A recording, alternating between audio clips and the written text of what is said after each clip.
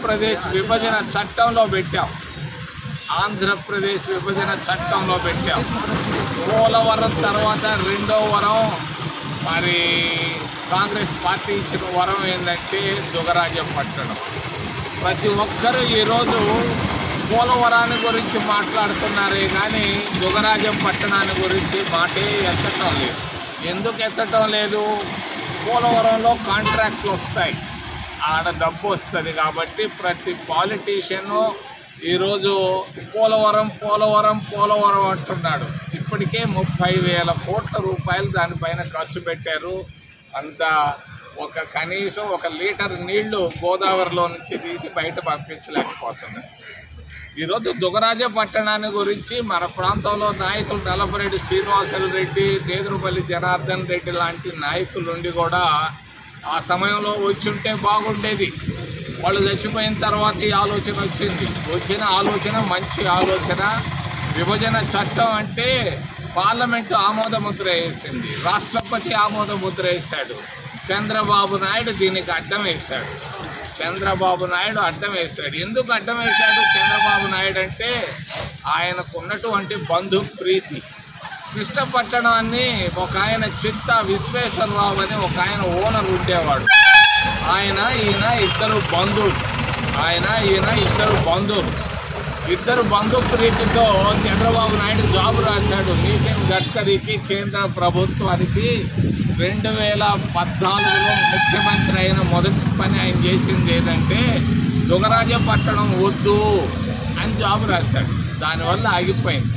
లేదు చంద్రబాబు నాయుడుకి వాళ్ళ తమ్ముడు చచ్చిపోతే నిన్న పోయి వచ్చాను నేను. చంద్రబాబు నాయుడుకి కోట నుంచి నేను తెలియజేస్తున్నా, మీరు చేసిందే పొరపాటు, ఆ పొరపాటును సరిదిద్దుకోండి. వెంటనే దుగరాజపట్టణం అదొక చట్టాన్ని నువ్వు మరి కాదని నువ్వు చేస్తే దీనివల్ల నీకు నష్టం వస్తుంది. చంద్రబాబు నాయుడు మనిద్దరం 50 సంవత్సరాలుగా తెలిసిన వాళ్ళం, బాగా నువ్వు విద్యార్థిగా నేను విద్యార్థిగా తెలిసిన వాళ్ళం. ఈ పనికి రావాలి. దుగరాజపట్టణం పనులు వెంటనే ప్రారంభం కావాలి. ఒకే ఒక అడ్డంకి ఏంటంటే చంద్రబాబు నాయుడు ఒక్కడే అడ్డం. ఆయన ఒక్క మాట చెప్తే దుగరాజపట్టణం ప్రారంభం అవుతుంది. దీనివల్ల లాభం ఏంటి? ఈ ప్రాంతంలో దాదాపుగా 50,000 మందికి ప్రభుత్వ ఉద్యోగాలు వస్తాయి. ప్రభుత్వ ఉద్యోగం అంటే ఏంది? ప్రతి ఒక్కరు ఉద్యోగం వచ్చిన ప్రతి ఒక్కరికి 50,000 నుంచి 1,00,000 రూపాయల జీతం వస్తుంది నెలకి. ప్రభుత్వ ఉద్యోగాలు 50,000 ఉద్యోగాలు వస్తాయి. 50,000 మందికి ఈ ప్రాంతంలో ఉద్యోగాలు వస్తే ఎంత లాభం ఇది? తెలంగాణలో రేవంత్ రెడ్డి చెప్తా ఉన్నాడు, నేను వచ్చిన మొదలుకొని ఈ సంవత్సరంలో 50,000 మందికి ప్రభుత్వ ఉద్యోగాలు ఇచ్చానని చెప్తాడు. మనం ఇక్కడేంటంటే 50,000 కాదు, 50,000 ఉద్యోగాలు గూడూరు నియోజకవర్గంలోనే ఇచ్చుకోవచ్చు. కాబట్టి దుగరాజపట్టణం వల్ల నిరుద్యోగులే కాదు, 100 పరిశ్రమలు వస్తాయి.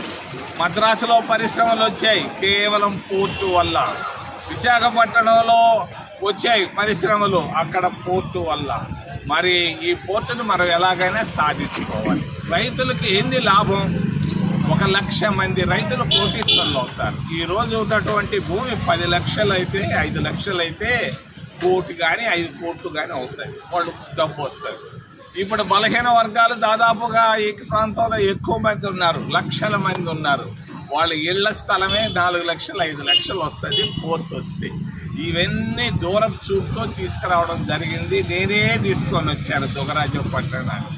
చాలామంది వద్దు అని జాబు రాస్తే కూడా కాదని మన్మోహన్ సింగ్ గారు, కాంగ్రెస్ పార్టీ దీనికి ఆమోద ముద్ర వేయడం జరిగింది.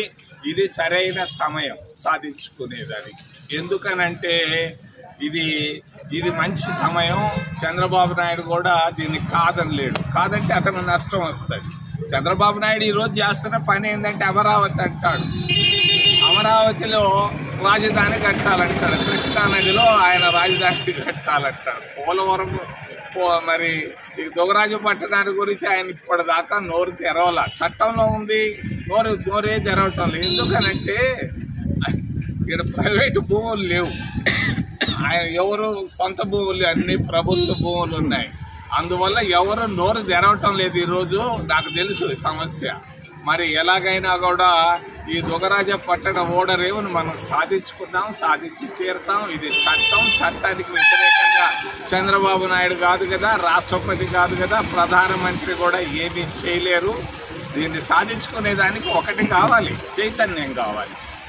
దుగరాజపట్టణం అంటే నేను బంకు పోయి అయితే జగరాజపట్నం కావాలంటున్నారు, కానీ బంకుల్లో కూర్చొని ఇళ్లల్లో కూర్చుంటే ఇది రాదు.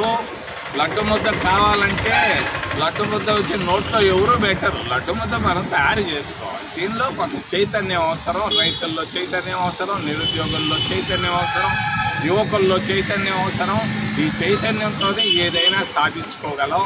అమరావతి పైన ఉన్నంత ప్రేమ దుగరాజపట్టణం పైన చంద్రబాబు నాయుడికి లేనే లేదు. మరి ఆ క్రితంలో ఉన్న రాజశేఖర రెడ్డి కొడుకు కూడా ఆయనకి ప్రేమ లేదు ఈ ప్రాంతం పైన. మరి ఈరోజు రాజకీయాలు ఎట్టున్నాయంటే జగన్మోహన్ రెడ్డి చంద్రబాబు నాయుడు తిడితే చంద్రబాబు నాయుడు జగన్మోహన్ రెడ్డిని తిట్టడం. ఈ తిట్లు తప్పించి అభివృద్ధిని గురించి, మన ప్రాంతాన్ని గురించి ఎవరు ఒక్కరు నోరెత్తటం లేదు. ఎమ్మెల్యేలు ఎత్తటం లేదు, ఎంపీలు ఎత్తటం లేదు, మంత్రులు ఎత్తటం లేదు. ఊరికే జగన్మోహన్ రెడ్డి మంచోడు కాదని ఈయన అంటాడు.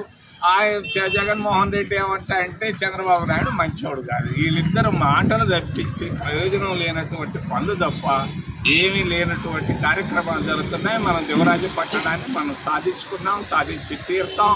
ప్రతి ఇంటికి వచ్చి మేము కరపత్రాన్ని ఇచ్చి ప్రజలను చైతన్యవంతులు చేసేదానికి ఈ కార్యక్రమం ఏర్పాటు చేయడం జరిగింది. ఖచ్చితంగా చైతన్యవంతులను చేసి దీన్ని సాధిస్తాం. ప్రతి ఇంటిలో ఉన్న నిరుద్యోగికి ఉద్యోగం ఇప్పించే బాధ్యత మేము తీసుకుంటున్నాం కాంగ్రెస్ పార్టీ తరఫున తెలియజేస్తూ. Save a life. Download new blood app. New blood for the new blood.